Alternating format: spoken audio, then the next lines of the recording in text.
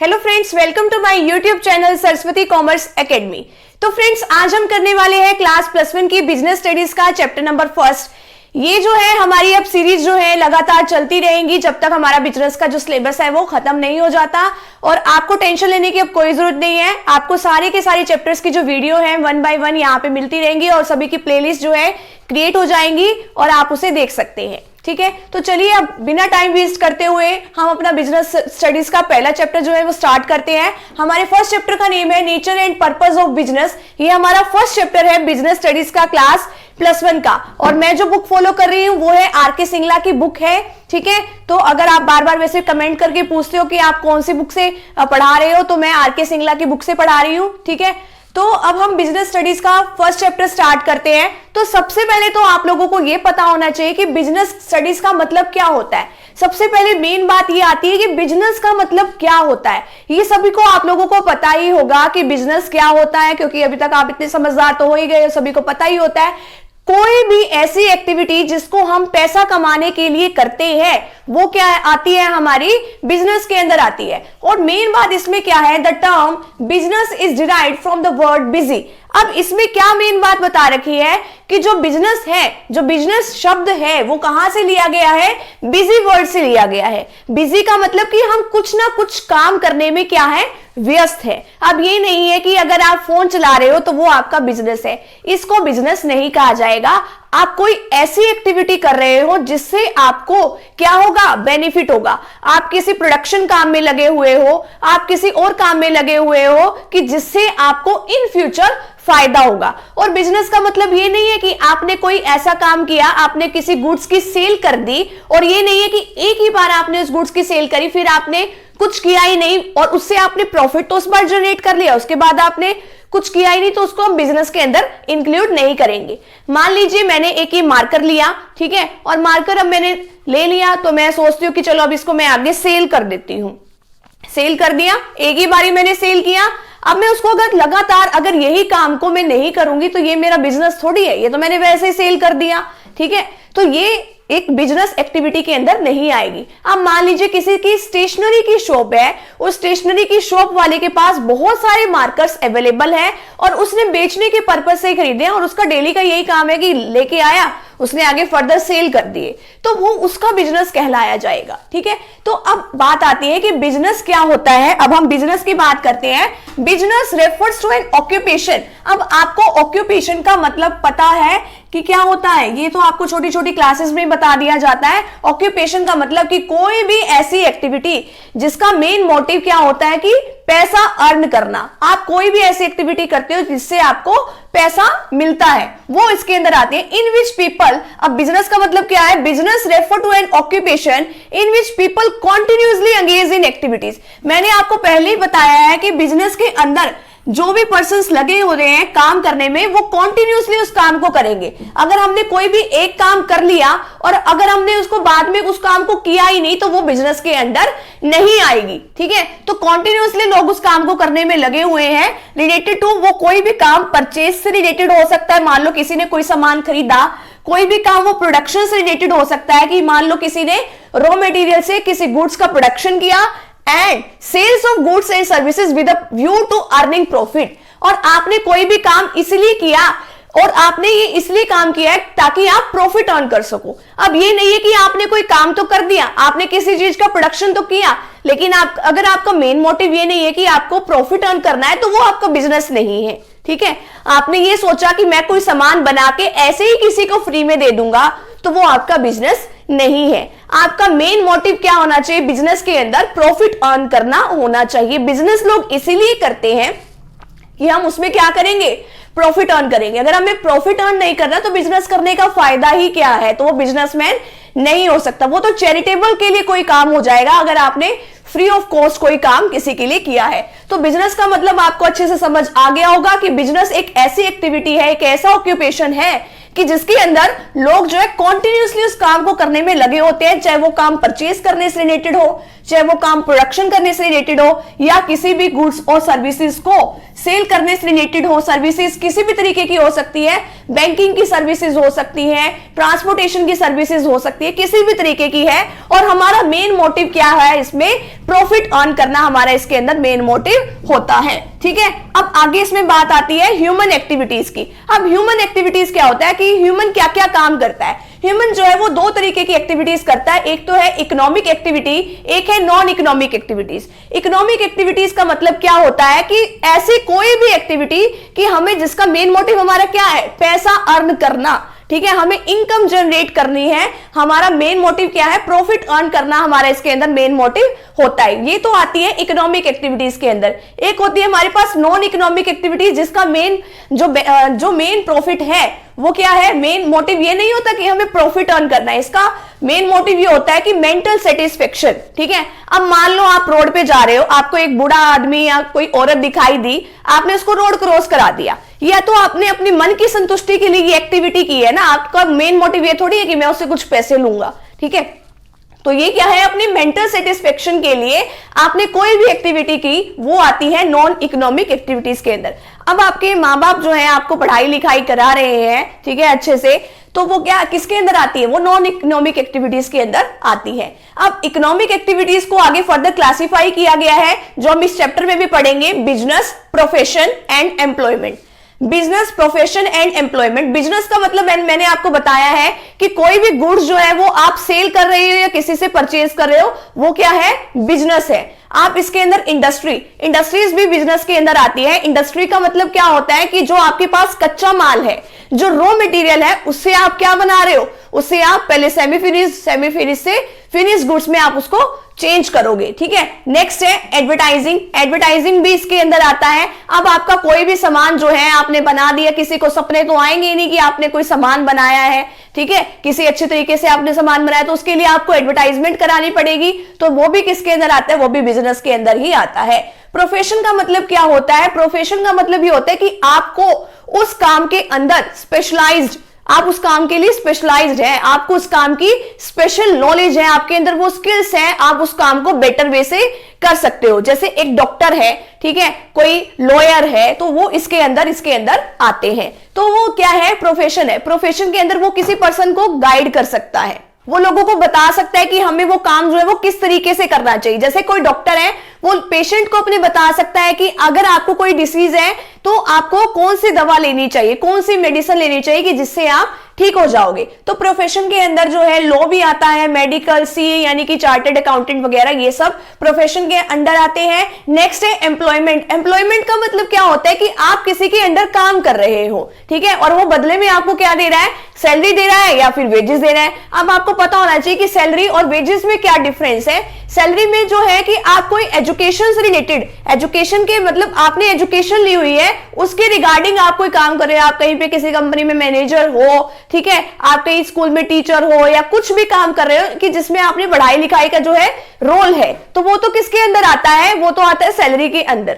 ठीक है, बाकी जो है वेजेस, जैसे आप किसी के लिए मजदूरी कर रहे हो, वो किस में आता है, फिर वो उसके बदले में आपको क्या मिलती है, वेजेस। इसको हम रेमुनरेशन भी कहते हैं। अब एम्प्लॉयमेंट का मतलब क्या होता है कि आप किसी के नीचे काम कर रहे हैं, आपको किसी के अंडर काम करना पड़ रहा है, जो आपका एम्प्लॉयर आपको कहता है कि आपको ये वाला काम करना है, आप वही वाला काम करोगे, बदले में उससे क्या लोगे, बदले में आप उससे लोगे अपनी सैलरी। ठीक है, अब इसके अंदर जो है मैनेजर, सुपरवाइजर, वर्कर्स, ये सब इसके अंदर आते हैं। तो ये है हमारी ह्यूमन एक्टिविटीज। और अभी हम बिजनेस, प्रोफेशन एंड एम्प्लॉयमेंट को वन बाय वन जो है डिस्कस भी करने वाले हैं।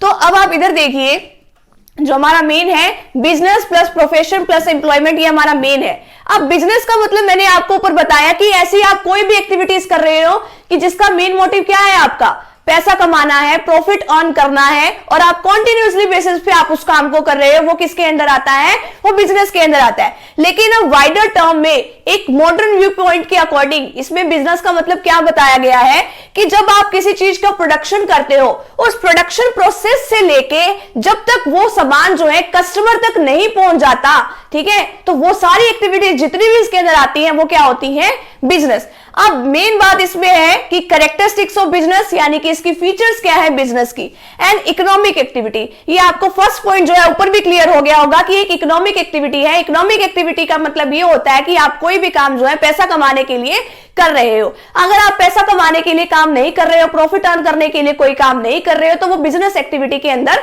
नहीं आएगा। ठीक है, नेक्स्ट है exchange of goods and services. Exchange of goods and services का मतलब है कि बदले में आप किसी को गुड्स दे भी रहे हो या किसी से गुड्स ले रहे हो, या तो सामान बेच रहे हो या किसी से सामान खरीद रहे हो, तो ये सब इसके अंदर आना चाहिए बदले में, यानी कि गुड्स की जो है आपस में एक्सचेंज होना चाहिए। रेगुलरिटी इन डीलिंग, अब मैंने आपको ऊपर भी बताया था कि कॉन्टिन्यूसली बेसिस पे लोग उस काम को करने वाला होना चाहिए। ये नहीं है कि मैंने एक मार्कर खरीदा और मैंने किसी पर्सन को ये मार्कर सेल कर दिया, अब मैं कोई इसका बिजनेस थोड़ी कर रही हूं। तो आपको वो काम रेगुलर बेसिस पे करना होता है। ठीक है, आप उस रेगुलर बेसिस पे अगर आप उस काम को करोगे तो वो किसके अंदर आएगा, वो बिजनेस के अंदर आएगा, अदरवाइज नहीं। नेक्स्ट है प्रॉफिट मोटिव। आपका मेन मोटिव क्या होना चाहिए कि प्रॉफिट अर्न करना होना चाहिए। अगर आपका मेन मोटिव ये है ना कि हाँ भी आपको किसी की हेल्प करनी है, वो बिजनेस के अंदर नहीं आएगा। ठीक है, अगर आपका मेन मोटिव ये है ना कि मेरे को तो लॉस में जाना है, तो वो भी बिजनेस के अंदर नहीं आएगा। अगर आप ये सोचो कि हाँ भाई ये तो गरीब आदमी है, 10 रुपए का सामान इसको 8 रुपए में दे दूं, फिर तो आपका चल लिया बिजनेस, आप भी थोड़े दिनों में उसी जैसे हो जाओगे फिर तो। नेक्स्ट है एलिमेंट ऑफ रिस्क। ये नहीं सोचना चाहिए कि हाँ भाई बिजनेस है उसके अंदर तो सिर्फ प्रॉफिट होगा, कि चलो हम भी थोड़ा सा पैसा लगा के अपना बिजनेस खोल के बैठ जाते हैं और हम भी आराम से प्रॉफिट अर्न करेंगे। ऐसा नहीं होता, जहां प्रॉफिट होता है वहां लॉस भी हो सकता है। अगर आपने अपने बिजनेस के अंदर कोई भी गलत डिसीजन, जरा सा भी गलत डिसीजन ले लिया, तो आपको क्या हो जाएगा, आपको बहुत ज्यादा लॉस हो जाएगा। और इसके अंदर क्या होता है, रिस्क बहुत ज्यादा होता है। वैसे एक बात है, आप जितना ज्यादा रिस्क बियर करते हो उतना ही ज्यादा आपको प्रॉफिट भी होता है। ठीक है, तो आपके बिजनेस में रिस्क तो होगा। ये थोड़ी है कि हाँ भी आपके बिजनेस में सारी जगह आपकी बुक में दे रखा है कि फूल ही फूल बिछे हुए हैं, उसमें कांटे भी हो सकते हैं। तो आपको थोड़ा ध्यान से जो है डिसीजन इसका लेना चाहिए। और अब हम बात करेंगे प्रोफेशन की। अगर आपको इसका स्क्रीनशॉट लेना है तो आप इसका स्क्रीनशॉट ले सकते हैं। तो अब हम प्रोफेशन की तरफ बात करते हैं कि अब ये है हमारा टॉपिक प्रोफेशन। प्रोफेशन का भी अभी मैंने आपको मतलब बताया था कि क्या होता है। प्रोफेशन का मतलब कि जो पर्सन जो है प्रोफेशन में है, यानी कि उसको उस फील्ड के बारे में पूरी नॉलेज है, वो अपने काम को बेटर वे से करना जानता है, उसके पास स्पेशलाइज्ड नॉलेज है, उस काम को करने के लिए स्पेशल स्किल्स उसके पास अवेलेबल है, और वो जिस पर्सन को गाइड भी कर सकता है। यानी कि जैसे एक डॉक्टर है, मैंने आपको क्या बताया था कि डॉक्टर का जो प्रोफेशन के अंडर आता है, तो वो अपने पेशेंट को गाइड कर सकता है कि हाँ भाई आपको मेडिसिन जो है कितनी लेनी चाहिए, कब कब लेनी चाहिए, किस टाइम लेनी चाहिए, कितने डोज लेनी चाहिए। तो वो सब कुछ उसको गाइड कर सकता है, उसको इंस्ट्रक्ट कर सकता है, उसको एडवाइस कर सकता है। तो अब हम इसकी डेफिनेशन देख सकते हैं। प्रोफेशन इज दैट ऑक्यूपेशन, ये वो वाला ऑक्यूपेशन है। अब प्रोफेशन में जो कोई पर्सन है वो पैसे तो लेगा ही, इनकम तो अपनी जनरेट करेगा ही। Profession is that occupation in which one professes to have acquired specialised knowledge. उसको उस काम को करने के लिए क्या है, स्पेशलाइज्ड नॉलेज है। ठीक है, वो अपने काम को बेटर वे से करना जानता है। इन विच इज यूज इधर इन इंस्ट्रक्टिंग, या तो वो मतलब अपने पर्सन्स को जो भी उसके पास आते हैं उनको इंस्ट्रक्ट कर सकता है कि आपको कोई काम कैसे करना है, गाइड कर सकता है और एडवाइस कर सकता है। ठीक है, जैसे टीचर है वो अपने स्टूडेंट्स को बता सकता है कि आपको एग्जाम में अच्छे नंबर से पास होने के लिए, अच्छे मार्क्स लेके आने के लिए कि आपको किस तरीके से कौन सा टॉपिक जो है अच्छे से प्रिपेयर करना है। ठीक है, वो उसको इंस्ट्रक्ट कर सकता है, गाइड कर सकता है, एडवाइस भी कर सकता है। ठीक है, नेक्स्ट है इसके फीचर्स क्या है, कैरेक्टरिस्टिक्स क्या है प्रोफेशन की। Body of specialised knowledge and techniques, उसको उस काम के लिए जो भी वो जिस भी प्रोफेशन में है उस काम को करने के लिए उसके पास अच्छी नॉलेज होनी चाहिए, और उसको उस काम को करने के लिए टेक्निक्स का भी पता होना चाहिए। अब जैसे कि डॉक्टर है, अब मैं डॉक्टर का एग्जांपल ले रही हूं, अब वो टेक्निक्स का भी यूज करेगा। किस तरीके से वो टेक्निक्स का यूज करेगा, अब उसको मान लो दवाइयां तो लिखनी आती हैं कि हाँ भी आपको ये दवाइयां लेनी है। अब जो उसके पास टूल्स होते हैं, जो उसके पास मशीन्स होते हैं, उसको भी तो ऑपरेट करना आना चाहिए ना। अब जैसे कोई एक्सरे लेना है तो उसको वो एक्सरे भी तो लेने आने चाहिए ना। तो उसको सब कुछ टेक्निक्स का भी पता होना चाहिए। ये नहीं है कि उसको सिर्फ थ्योरेटिकल नॉलेज है, उसको प्रैक्टिकल किसी बात का पता ही नहीं है, तो वो उस प्रोफेशन में नहीं आ सकता। उसको theory as well as practical, यानी कि उसको सब कुछ पता होना चाहिए उस प्रोफेशन में आने से पहले। Formalised method of acquiring training and experience. उसको ये नहीं है कि अब जैसे डॉक्टर है, बिना ट्रेनिंग के ही उसने पढ़ाई करी और उसको सीधा हॉस्पिटल में ले जाया गया, ठीक है, अब तुम जिसका मर्जी चाहे ऑपरेशन कर दो। ऐसे तो बंदे पहले ही बीमार होके आते हैं, वो और बीमार हो जाएंगे, ठीक है, वो मर ही जाएंगे बेचारे। तो उसको उस काम को करने के लिए पहले ट्रेनिंग दी जाती है, बहुत सारे एक्सपर्ट्स की टीम होती है जो उसको गाइड करता है कि आपको कोई काम किस वे से करना है। तो उसको ट्रेनिंग दी जाती है, जब तक उसको उस काम का एक्सपीरियंस नहीं हो जाता, जब तक उसको ये नहीं कहा जाता बेटा तू जा अकेला ऑपरेशन करा किसी का जाके। नेक्स्ट है code of conduct. Code of conduct का मतलब क्या है कि कुछ रूल्स एंड रेगुलेशंस होती हैं, उसको रूल्स एंड रेगुलेशन के अंदर वो वाला काम जो है वो करना होता है। सभी के लिए अपनी अपनी रूल्स एंड रेगुलेशंस बनी हुई है, लॉ के अंडर भी है, चार्टेड अकाउंटेंट के लिए भी है, मेडिकल लाइन में भी rules and regulations code of conduct बने हुए हैं और आगे भी बन सकते हैं, ठीक है। नेक्स्ट है प्रायोरिटी ऑफ सर्विसेज, यानी कि उसको ये नहीं है कि अपना काम करने के लिए उसको सिर्फ पैसा पैसा देखना है। आज के टाइम में तो ऐसा ही होता है, वो सर्विस अपनी बाद में देते हैं, पहले कहते हैं इतनी पेमेंट जाके जमा कराए, चलो इतनी देर में बंदे की जान चली जाए। लेकिन इसमें बताया गया है, चलो अब थ्योरी है तो पढ़नी तो पड़ेगी, तो प्रायोरिटी ऑफ सर्विस की उसको अपनी सर्विसेज को प्रेफरेंस देनी चाहिए कि पैसा पूसा तो कोई बात नहीं, चलो बाद में भी आ जाएगा, पहले उस बंदे की जान तो बचा ले। अभी हम डॉक्टर के एग्जाम्पल से बात कर रहे हैं, तो प्रायोरिटी ऑफ सर्विस दी जानी चाहिए, लेकिन एक्चुअल में ऐसा होता तो नहीं है। नेक्स्ट है फीचर्स ऑफ एम्प्लॉयमेंट। अब फीचर्स ऑफ एम्प्लॉयमेंट, आपको ये वाला टॉपिक अच्छे से क्लियर हो गया होगा। तो अब एम्प्लॉयमेंट का मतलब वैसे मैंने आपको बताया भी था, एम्प्लॉयमेंट किसी के नीचे आप काम करते हैं और बदले में आप उससे क्या लेते हैं, सैलरी लेते हैं, बदले में आप उससे वेजेस लेते हैं, ठीक है। अब देखो इसकी फीचर्स क्या है, सर्विसेज टू अदर, आप अपनी सर्विसेज किसी और को देते हो। नेक्स्ट है पर्सनल सर्विस, अगर आप किसी के नीचे काम करने के लिए लगे हो, ठीक है, किसी के अंडर आपने काम कर रहे हो, तो आपको खुद की सर्विसेज देनी होगी। ये नहीं कि आप किसी और को जाओगे भाई जा भाई मेरा काम करा और सैलरी मैं ले लूंगा, ऐसा तो कोई करेगा भी नहीं है।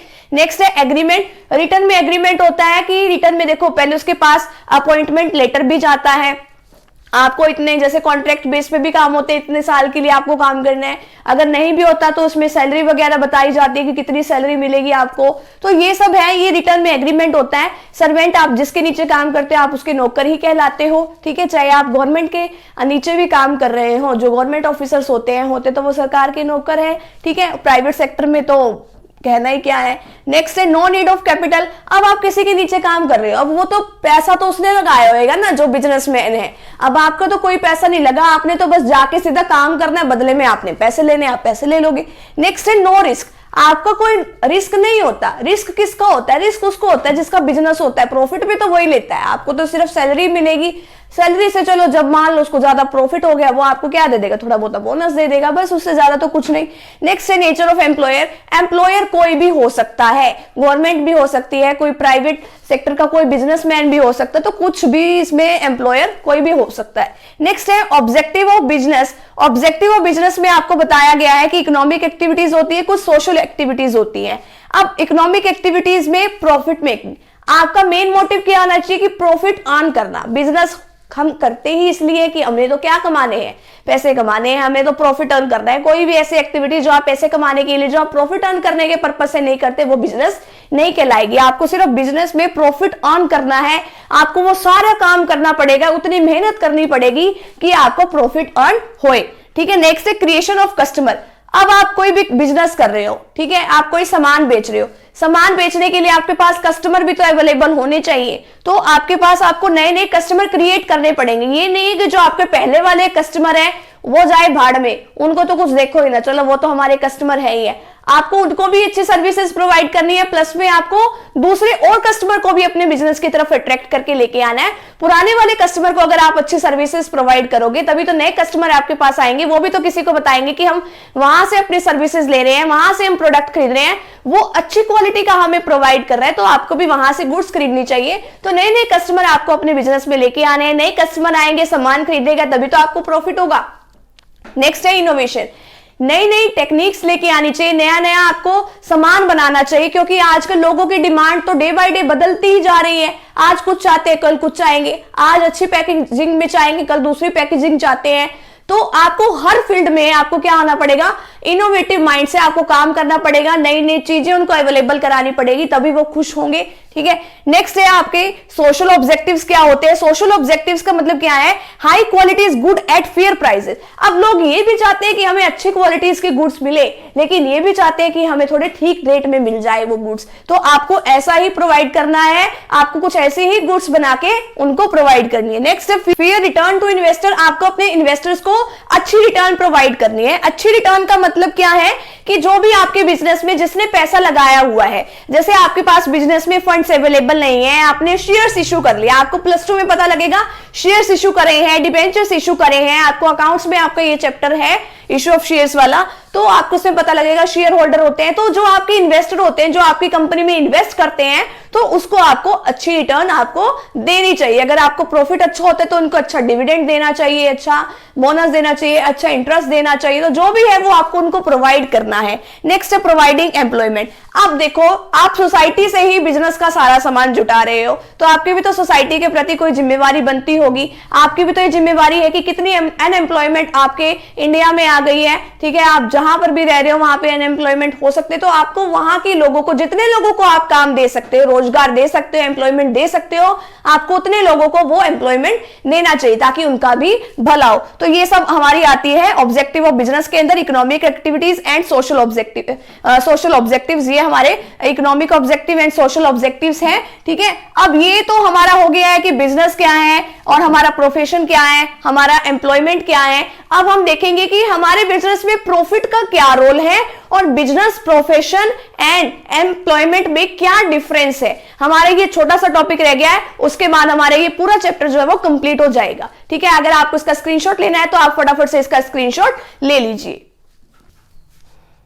नेक्स्ट टॉपिक हमारा ये है role of profit in business. अब बिजनेस में प्रॉफिट का क्या रोल है, हम प्रॉफिट चाहते क्यों है। हम कहते हैं कि बिजनेस हम इसलिए कर रहे हैं ताकि हमें प्रॉफिट अर्न करना है। बिना प्रॉफिट अर्न की हमारा जो बिजनेस है वो ढंग से नहीं चल सकता। हमारा तो बिजनेस 2 दिनों में ठप हो जाएगा और हम घर पे बैठ जाएंगे दोबारा से। अब बिजनेस का मतलब, बिजनेस में प्रॉफिट का क्या रोल है, उसमें फर्स्ट जो मेन पॉइंट आता है वो क्या है, फॉर लॉन्ग सर्वाइवल। अब कौन चाहता है कि आज हमने बिजनेस किया, 4 दिन बाद वो बंद हो जाए, बेइज्जती भी होगी कि अभी तो तुमने बिजनेस स्टार्ट किया अगर अभी बंद हो गया।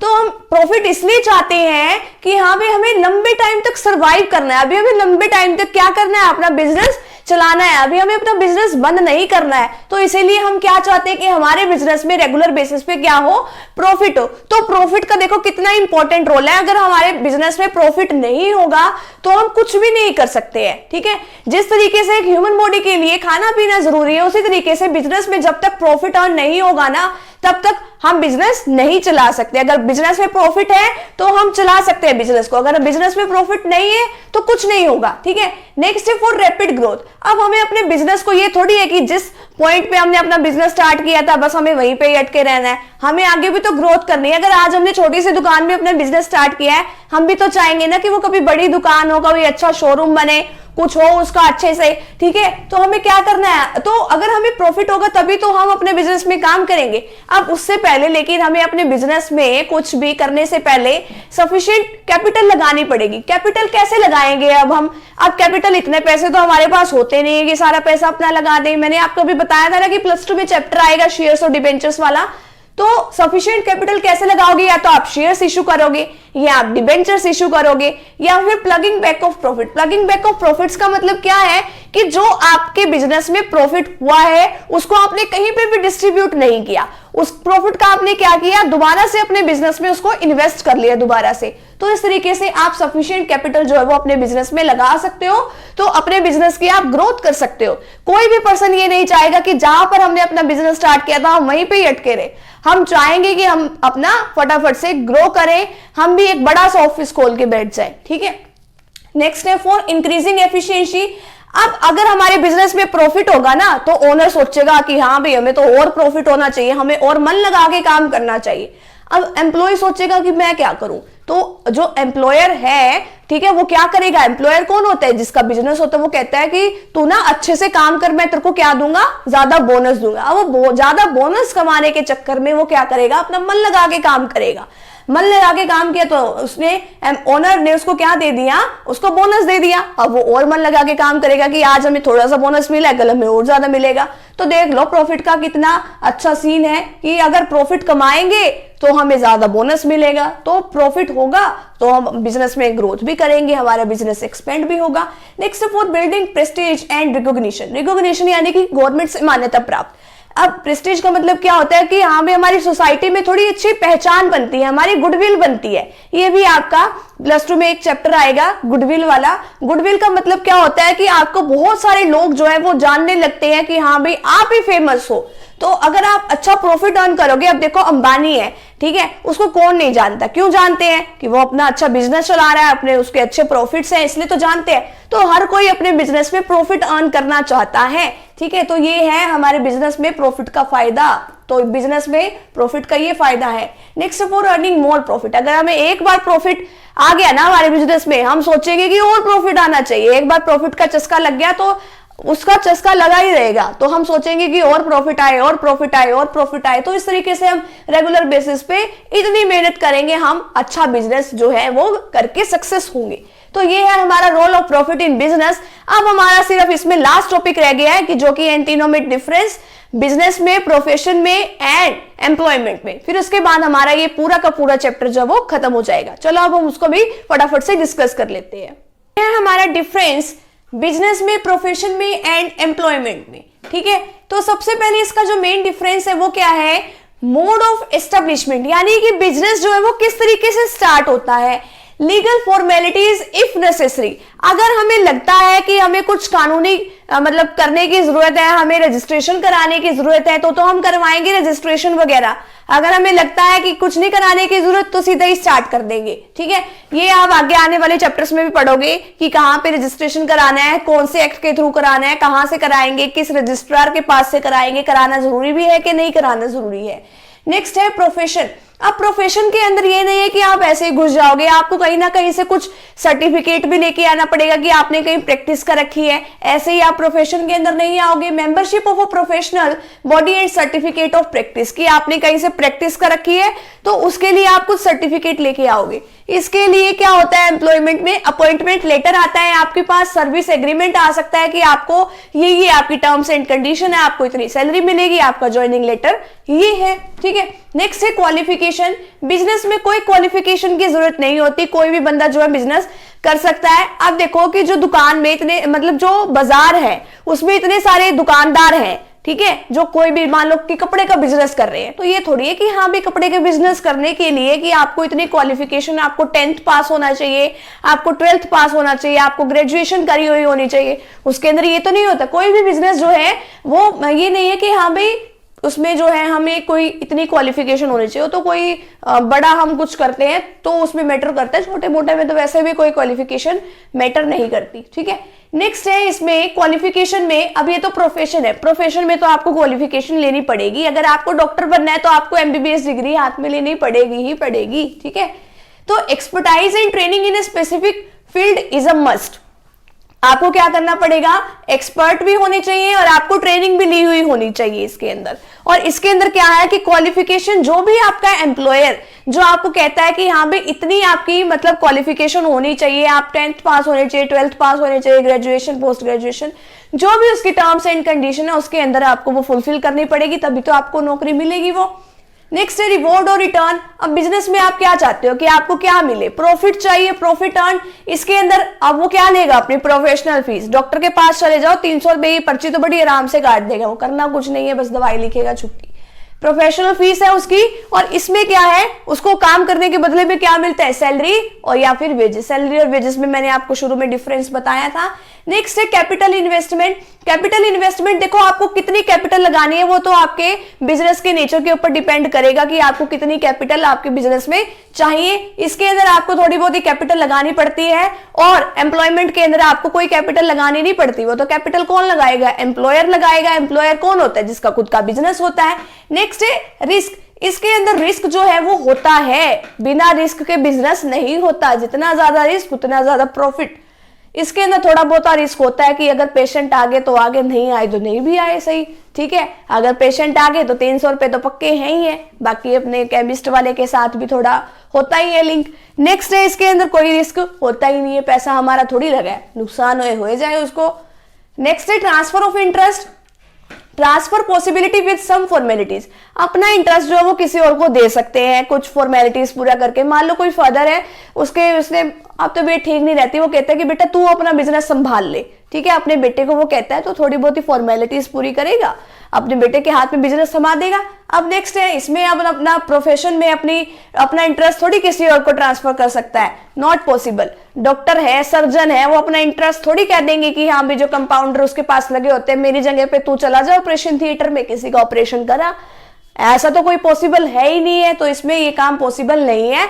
और इसमें भी मैंने आपको बताया था इसकी फीचर्स में, इसमें भी पॉसिबल नहीं है। एम्प्लॉयमेंट में आपको जिसको पर्सन को जो भी नौकरी कर रहा है उसी पर्सन को वो काम उसको करना पड़ेगा, ठीक है, वो अपना इंटरेस्ट किसी और को ट्रांसफर नहीं कर सकता, ठीक है। तो इसी के साथ जो हमारे ये पूरा चैप्टर है वो हमारा यहीं पे कंप्लीट होता है। अगर आपको इसका स्क्रीनशॉट लेना है तो आप इसका स्क्रीनशॉट ले लीजिए। और मैं आपको बता रही हूं कि मैंने अपनी इस पे सरस्वती कॉमर्स एकेडमी पे प्लेलिस्ट क्रिएट कर रखी है, पूरे अकाउंट्स की मैंने जो है +1 की और +2 की वीडियो पूरी की पूरी बनी हुई है। अगर आपको कोई भी टॉपिक समझना है इकोनॉमिक्स का भी, तो आप उसमें जाके समझ सकते हैं। मुझे उम्मीद है कि आपको वो टॉपिक जरूर समझ में आएंगे। अगर आप इस चैनल पे न्यू है तो आप चैनल को प्लीज लाइक एंड सब्सक्राइब जरूर करके जाइएगा। तो मुझे लगता है कि आपको ये वीडियो जरूर समझ में आ गई होगी, आपको सारे कंसेप्ट आपके क्लियर हो गए होंगे। अगर आपको कोई कंसेप्ट क्लियर नहीं हुए हैं तो आप कमेंट करके पूछ सकते हैं। तो अगर आपको इसका स्क्रीनशॉट लेना है तो आप उसका स्क्रीनशॉट ले सकते हैं। तो मिलते हैं नेक्स्ट टॉपिक के साथ एंड नेक्स्ट वीडियो के साथ।